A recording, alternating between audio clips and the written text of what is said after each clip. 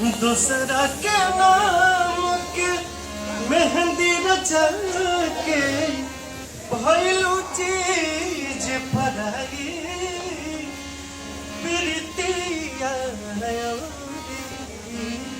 इतना सताई।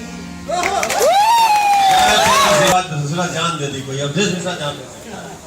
Power star Pawan Singh जब भी गाना गाते हैं तो एकदम दिल को छू जाता है। दोस्तों बता दूं कि भोजपुरी के पावर स्टार पवन सिंह जी का ये वीडियो सोशल मीडिया पे खूब ज्यादा वायरल हो रहा था। दोस्तों बता दूं ये वीडियो 8 साल पहले का है, जिसमें पवन सिंह हारमोनियम पे शूटिंग के दौरान और सॉन्ग को गुनगुना रहे हैं और जितने वहां पे लोग हैं एकदम दिल को छू जा रहा है। क्योंकि आप लोग इस सॉन्ग को सुने होंगे तो एकदम दिल को छू गया होगा। मनमोहक सॉन्ग पवन सिंह जी की आवाज में, और अवधेश मिश्रा जी ने ये भी बोला कि ऐसे गाना गाओगे भाई तो अवधेश मिश्रा किसी दिन जान दे देंगे। जब पूरा वीडियोस आप देखेंगे तो समझ में आ जाएगा।